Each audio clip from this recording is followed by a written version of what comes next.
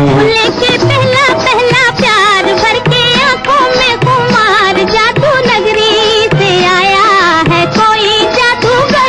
ये रातें, ये मौसम, नदी का किनारा, ये चंचल हवा, कहा दो दिलों ने कि मिलकर कभी हम न होंगे जुदा।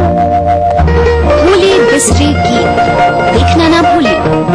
अगर आपको लगता है कि आप में भी है वो बात कि आप बन सकें बेस्ट मॉम सुपर गृहिणी, और अगर आपको लगता है कि आप दोनों पति पत्नी हैं बेस्ट कपल, तो अपने एक अच्छे से फोटोग्राफ के साथ और बेस्ट होने की रीजन के साथ हमें मेल करें। आप सबके लिए हमारा ईमेल आईडी है etv@gmail.com। तो देखते रहिए मिसेस भाग्यशाली अब हफ्ते के 3 दिन, सोमवार, बुधवार, शुक्रवार दोपहर 3:30 से।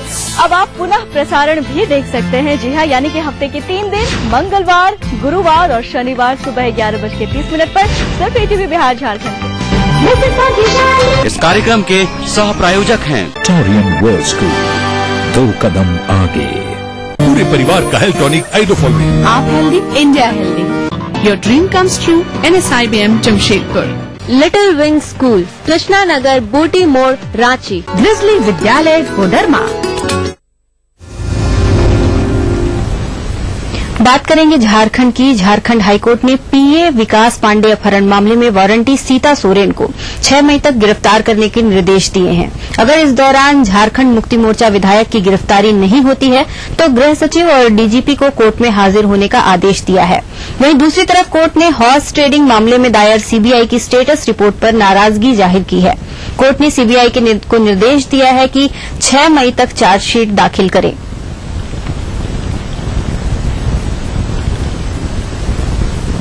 जो हॉर्स ट्रेडिंग 2012 से रिलेटेड था, उसमें CBI ने अपना स्टेटस रिपोर्ट सबमिट किया और स्टेटस रिपोर्ट से माननीय न्यायालय जो है असंतुष्ट था। माननीय न्यायालय का कहना है कि जनवरी से हम लोग टाइम लेते रहा है CBI, और आज जो है 4 महीना बीत गया, अभी तक चार्जशीट इसमें नहीं हुआ, तब इनको 6 मई तक टाइम दिया गया है। और दूसरा मामला जो सीता सोरेन का था, उसमें कहा गया है कि किसी भी हालत में 6 मई तक अरेस्ट करें, और नहीं अरेस्ट करने के केस में director general police, DGP Jharkhand और होम सेक्रेटरी दोनों पर्सनली प्रेजेंट रहेंगे कोर्ट में उस समय एफिडेविट के साथ। इधर उत्तर प्रदेश की चंदौली पुलिस ने 13 साल की बच्ची के साथ विवाह करते हुए एक डिप्टी SP को गिरफ्तार किया है। गिरफ्त में आए डिप्टी SP का नाम प्रद्युम्न सिंह यादव है, जिसकी उम्र 50 साल है। आरोपी रायपुर सचिवालय में सिक्योरिटी ऑफिसर के पद पर तैनात है। आरोपी पुलिस ऑफिसर की ये दूसरी शादी है। बताया जा रहा है कि आरोपी की पहली बीवी की 1 साल पहले मृत्यु हो चुकी है। आरोपी की पहली बीवी से एक बेटी भी है, जिसकी उम्र 30 साल के आसपास है। विवाह चंदौली के बलुआ थाना अंतर्गत हो रही थी। उसी समय सूचना मिलने के बाद जैसे ही पुलिस मौके पर पहुंची, आरोपी भागने लगा, लेकिन वहां मौजूद मीडिया ने आरोपी पुलिस अधिकारी को धर दबोचा। वहीं इस मामले में लड़की के पिता का कहना है कि उसके परिवार की माली हालत खराब होने की वजह से वो ऐसा कर रहा है। फिलहाल पुलिस ने मामला दर्ज कर जांच शुरू कर दी है। जिनसे आप शादी करा रहे थे, उसकी पूर्व में भी 2 शादी हो गई, और आपकी बिटिया की 2 गुनी उम्र की उनकी बिटिया है। ऐसी बात नहीं है, हमको तो बताया लोग की 45-42 की उम्र है। गलत बात है। अभी उनके फादर पूछिए, उसके यहाँ से उसको पूछे जाते हैं। अभी कहाँ जा रहे हैं आप? अभी मैं जा रहा हूँ।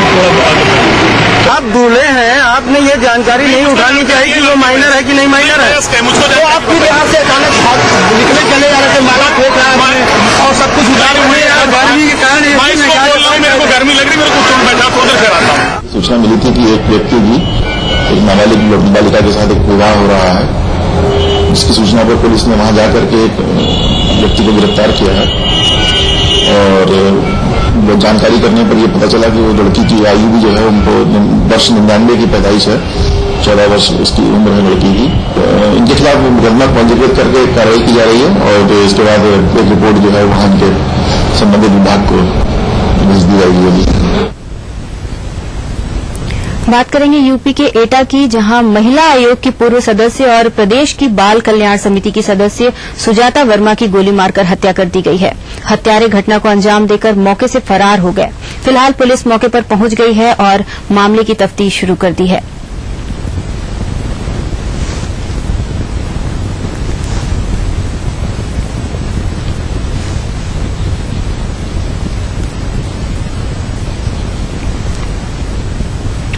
उधर बात करेंगे अमेरिका की। अमेरिका के बॉस्टन में 3 बम धमाकों में 2 लोगों की मौत हो गई है, जबकि 100 से ज्यादा लोगों के घायल होने की खबर है।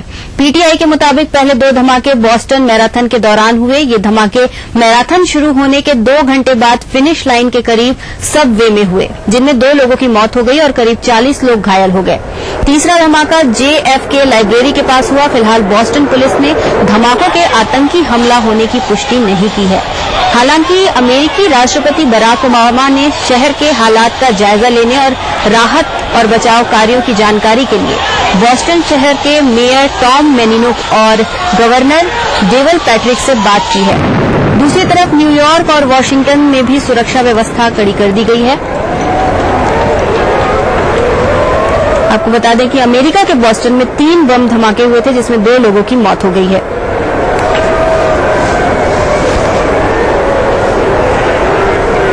तो आपको बता दें कि अमेरिका के बॉस्टन में 3 बम धमाकों में 2 लोगों की मौत हो गई है, जबकि 100 से ज्यादा लोगों के घायल होने की खबर है। पीटीआई के मुताबिक पहले 2 धमाके बॉस्टन मैराथन के दौरान हुए। ये धमाके मैराथन शुरू होने के 2 घंटे बाद फिनिश लाइन के करीब सबवे में हुए, जिनमें 2 लोगों की मौत हो गई और करीब 40 लोग घायल हो गए। तीसरा धमाका JFK लाइब्रेरी के पास हुआ। फिलहाल बॉस्टन पुलिस ने धमाकों के आतंकी हमला होने की पुष्टि नहीं की है। हालांकि अमेरिकी राष्ट्रपति बराक ओबामा ने शहर के हालात का जायजा लेने और राहत बचाव कार्यों की जानकारी के लिए बॉस्टन शहर के मेयर टॉम मेनिनो और गवर्नर डेवल पैट्रिक से बात की है।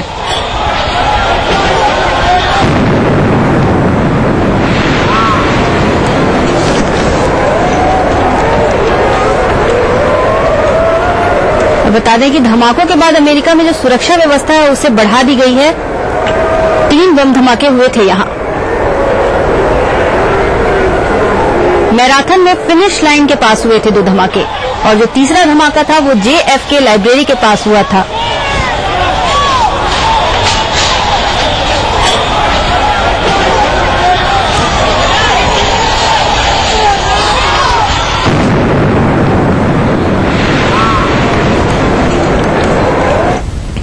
वक्त है एक ब्रेक का, जल्द हाजिर होंगे।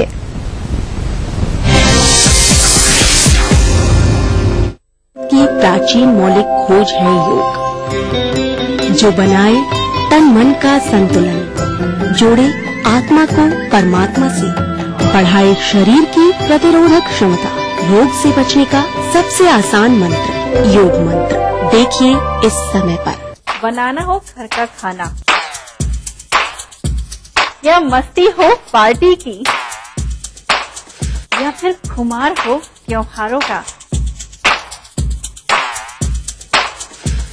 आपकी हर खुशी में शुमार है स्वाद रसोई से का। नारी के अस्तित्व की खूबसूरत पहचान रसोई से दोपहर 2:30 बजे। इस कार्यक्रम के सह प्रायोजक हैं Kerala Ayurveda treatment centre, lake Avenue, Kanker road. प्राचीन संस्कृति की पहचान लेकर आज का बिहार बढ़ चला है नई दिशा में, नई आशाएं लेकर, और उस राह पर घटती हर एक घटना करती है असर जनता पर, प्रदेश को देती है नया मोड़, तय करती है आगे की राह। इस तरह बनती है खबर, अपने बिहार की खबर, अपना बिहार इस समय पर। इस न्यूज के सह प्रायोजक हैं Grizzly Vidyalaya Koderma. World famous for me mobile, mobile for me. Taurian World School, 2 कदम आगे। महंगाई की मार से जूझ रही जनता को तेल कंपनियों ने थोड़ी राहत दी है। आज से पेट्रोल की कीमत 1 रुपए कम हो गई है। 1 महीने में ये तीसरा मौका है जब पेट्रोल की कीमत में कमी की गई है। इसकी वजह अंतर्राष्ट्रीय बाजार में पेट्रोल की कीमत में आई गिरावट बताई जा रही है।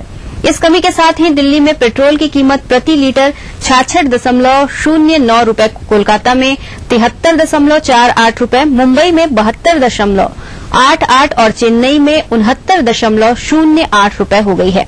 आपको बता दें कि इससे पहले इसी महीने की 2 तारीख और 16 मार्च को पेट्रोल की कीमत कम की गई थी।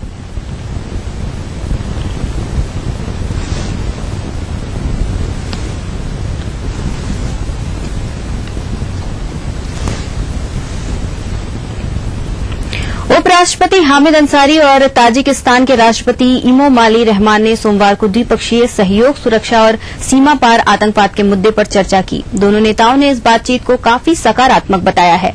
साथ ही भारत ताजिकिस्तान ऊर्जा, चिकित्सा, सूचना प्रौद्योगिकी और शिक्षा के क्षेत्र में भी आपसी रिश्तों को मजबूत करने पर सहमत हुए हैं। इस वार्ता में इस बात पर भी सहमति बनी है कि भारत ताजिकिस्तान में लघु और मझोले उद्योग स्थापित करेगा। प्रतिनिधिमंडल स्तर की इस वार्ता में क्षेत्रीय सुरक्षा, खासकर अफगानिस्तान के मसले पर भी गहन चर्चा हुई। दोनों देशों ने क्षेत्रीय शांति किस तरह से कायम हो, इस पर खास चर्चा की। बातचीत में अफगानिस्तान में अमेरिकी सैनिकों की वापसी और तालिबानी आतंकियों की बढ़ रही गतिविधियों का मसला छाया रहा। In our talks, I emphasized India's commitment to our strategic partnership. We have agreed to strengthen our relations further in the energy sector, information technology, health, education, and in the establishment of small and micro industries in Tajikistan. We discussed cooperation on security issues as well as in countering cross-border. 1993 Mumbai blast मामले में arms act के तहत दोषी पाए गए संजय दत्त ने supreme court से appeal की है कि उन्हें आत्मसमर्पण करने के लिए थोड़ा और वक्त दे दिया जाए। सोमवार को संजय दत्त ने इस बाबत सुप्रीम कोर्ट में याचिका दाखिल की है। 1993 मुंबई ब्लास्ट से जुड़े मामले की सुनवाई करते हुए कोर्ट ने उन्हें आर्म्स एक्ट के तहत दोषी पाया है और इस साल 21 मार्च को 5 साल की सजा सुनाई। कोर्ट ने उन्हें 4 हफ्ते के भीतर आत्मसमर्पण करने को कहा था। उसके बाद संजय दत्त ने एक प्रेस कॉन्फ्रेंस कर कहा था कि वे कोर्ट के फैसले का सम्मान करते हैं और तय समय पर वे आत्मसमर्पण करेंगे। वहीं प्रेस परिषद के अध्यक्ष काटजू ने एक बार फिर संजय दत्त का बचाव करते हुए कहा कि उन्होंने जो माफी की अपील की है उसमें यह भी कहा गया है कि जब तक संजय दत्त की माफी की अपील पर कोई फैसला नहीं हो जाता है तब तक उन्हें जेल नहीं भेजा जाएगा।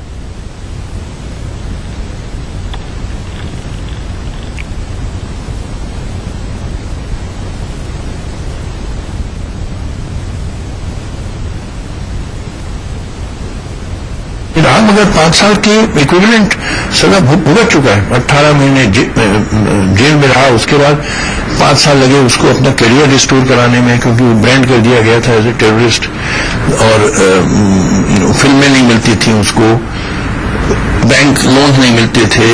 फिर वो बहुत मुश्किल से 5-6 साल लगा उसको अपना करियर रिस्टोर कराने में। तो हमने कहा जब तक ये पार्डन पिटीशन न डिसाइड हो तब तक उनको जेल न भेजा जाए, क्योंकि वो 21 बुलेटिन में इतना ही। मुझे दीजिए इजाजत और आप देखिए आज की तिरछी नजर। नमस्कार।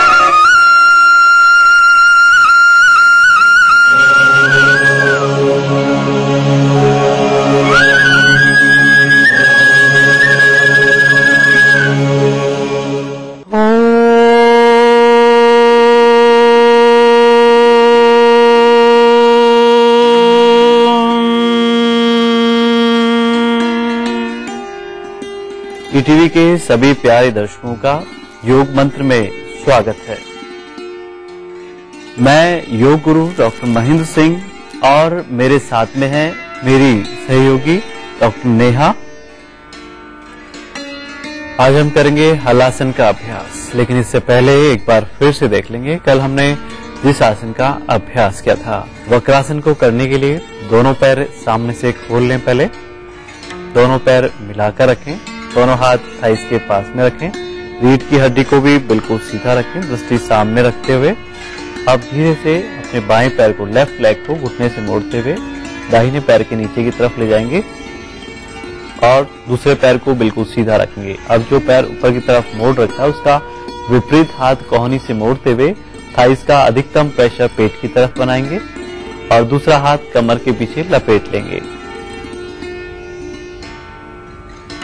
श्वास को पूरा बाहर निकालते हुए अधिकतम पीछे की तरफ देखेंगे, अर्थात दोनों कंधों को एक सीध में करने की कोशिश करेंगे। कुछ सेकंड्स के लिए फाइनल पोजीशन में बने रहें, रिलैक्स करें। इस तरह से बदल बदल के करेंगे। अपना दाहिना पैर ऊपर की ओर उठाएं, बायां पैर नीचे की तरफ और जो पैर ऊपर की तरफ उठा हुआ उसका विपरीत हाथ कोहनी से मोड़ते हुए थाइस का अधिकतम प्रेशर पेट की तरफ बनाएंगे।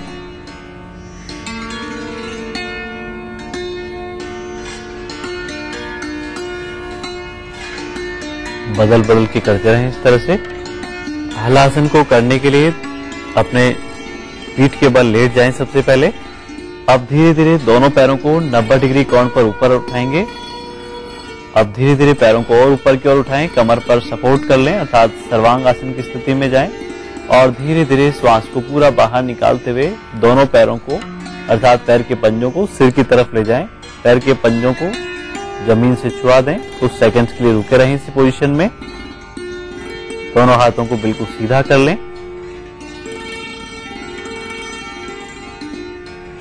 और जब वापस आएंगे तो बिल्कुल धीरे धीरे दोनों हाथ कमर पे टिका लें और बिल्कुल धीरे धीरे कमर को जमीन पर रखेंगे और पैरों को बिल्कुल आराम से रखेंगे। घुटनों से बिना मोड़े हुए रखें पैरों को आराम से और एड़ियों को गिराएंगे नहीं, ध्यान रखें। एक बार फिर से देखेंगे। दोनों पैरों को धीरे धीरे 90 डिग्री कोण पर उठा लें इस तरह से, पैरों को बिल्कुल सीधा रखते हुए अब धीरे धीरे दोनों पैरों को पीछे की तरफ ले जाएं अर्थात सर्वांग आसन की स्थिति में जाते हुए धीरे धीरे श्वास को पूरा बाहर निकालते हुए पैर के पंजों को जमीन को टच कराने की कोशिश करें। फाइनल पोजीशन में कुछ सेकंड्स के लिए बने रहें और जो खिंचाव अपने पूरे शरीर में हो रहा है, लोअर एब्डोमेन पे हो रहा है, रीढ़ की हड्डी पर जो हो रहा है उसे महसूस करते रहें। श्वास की गति सामान्य रखें अर्थात मुंह बंद रखते हुए श्वास नाक से लेना, नाक से छोड़ना। पैरों को बिल्कुल सीधा रखें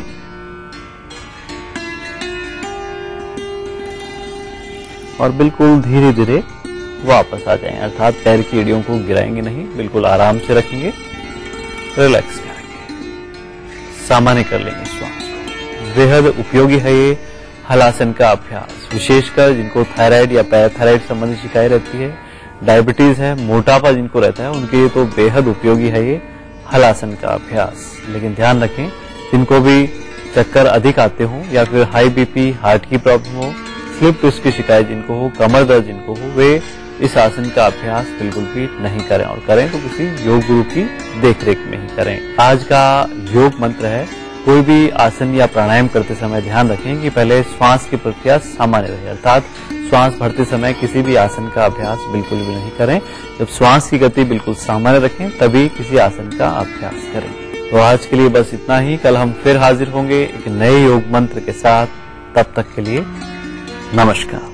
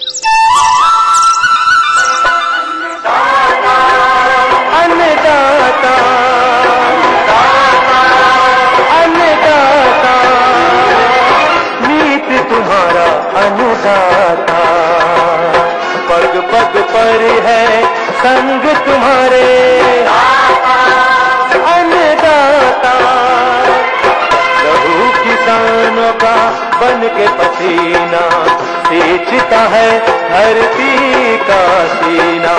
मेहनत का तेरी हक दिलवाने, नई तकनीक नई खोज बताने। पशुधन को गुणवान बनाना, पौध सुरक्षा को सिखलाना, खेती के सब गुर समझाने, भारत का सरताज बनाने। हाथ पहरी है संग तुम्हारे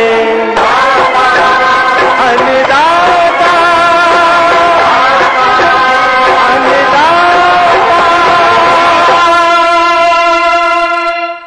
नमस्कार। अन्नदाता कार्यक्रम में आप सभी का स्वागत है। आइए एक नजर डालते हैं आज के मुख्य अंशों पर। प्याज की खुदाई तथा खुदाई उपरांत उचित प्रबंधन,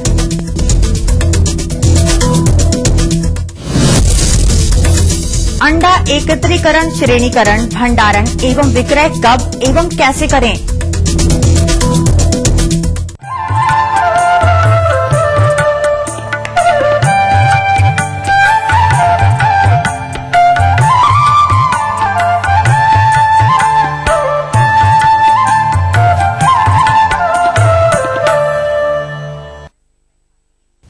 सब्जी वर्गीय फसलों के अंतर्गत बैगन की बात की जाए तो इसकी खेती हमारे प्रदेश के बहुत से किसान भाई करते हैं, किंतु आज के समय में भी वह उत्पादन नहीं मिल पा रहा है जो कि मिलना चाहिए। यदि इसके कारणों पर ध्यान देंगे तो बहुत से कारण पाएंगे, जिसमें कीट व रोग प्रमुख कारण है। और यह भी देखा जाता है कि बहुत से कृषक बंधुओं को इसमें लगने वाले कीटों में सफेद मक्खी, मकड़ी तथा रोगों में जड़ ग्रंथिल इत्यादि के कारण लक्षण व नियंत्रण की सही जानकारी न होने की दशा में सही नियंत्रण उचित समय पर नहीं अपना पाते हैं।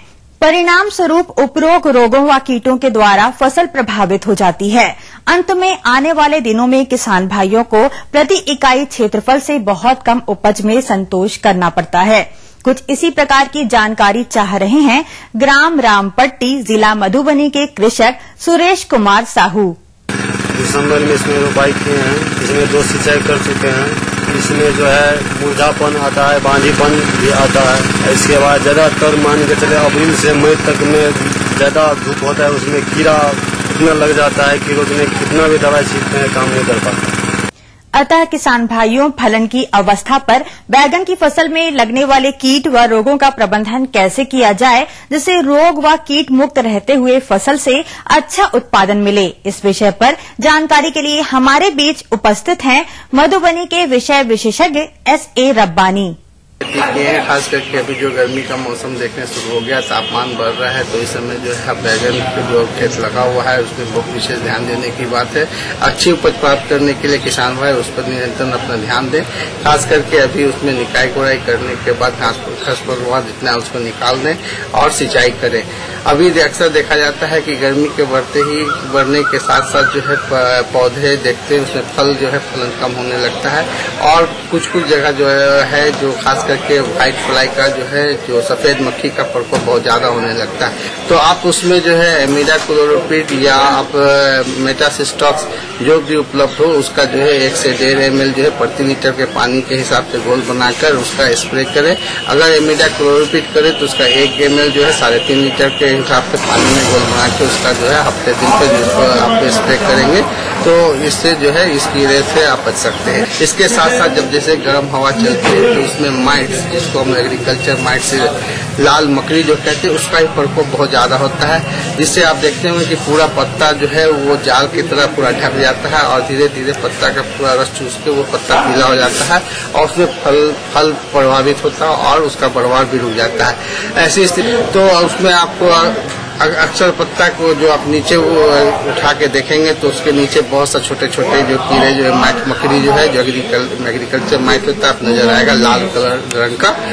ये जो है पत्ते का रस चूसता है और ऊपर से आपको उजला उजला स्पॉट नजर आता, तो आप समझ लें कि इसमें माइट लग चुका है। इसके लिए किसान भाई अगर यहाँ देखें कि लाल मकड़ी लग चुका है, तो आप जो है रसायन का जो है स्प्रे करते हैं। उसमें खास करके देखा जाए इथिन जो है 1.5 से 2 ml प्रति लीटर के हिसाब से घोल बनाकर स्प्रे करते हैं, या माइटेक 20 वेप्रोथिन कोई भी एक्रीसाइड दवा का जो है आप इसका जो है इस पे स्प्रे करें, तो आप इससे जो है काफी फायदा होगा और इसका आपको अच्छी उपज प्राप्त होगी।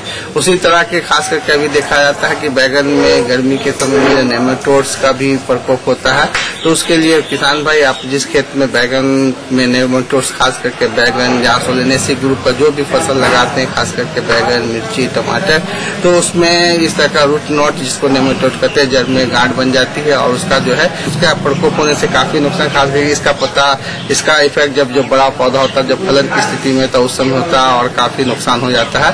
तो ऐसे किसान भाई को हम लोग ये सलाह देते हैं कि जिस खेत में इस तरह का नेमाटोड्स लगता हो, तो उस समय उस अगले वर्ष जो है उस खेत में बैगन, टमाटर इस ग्रुप का कोई भी फसल न लेके दूसरी फसल ले और उसमें जो है नीम की खली का उपयोग जरूर करें, या केमिकल अगर डालना चाहते हैं तो नीमाकॉर जो है 10 ग्राम जो ग्रेन्यूल्स आता है उसका आप इस्तेमाल करें, तो इससे भी काफी हद तक आप बच सकते हैं। जो खास करके जड़ जो है उसका सूख जाता है और जो है जिससे जो है पूरा पौधा सूख जाता है, उसके लिए आप जो है भूमि का उपचार, सॉइल का उपचार करें और बीज उपचार करके बिचड़ा का उपचार करके लगाएं, तो इससे भी आपको फायदा होगा।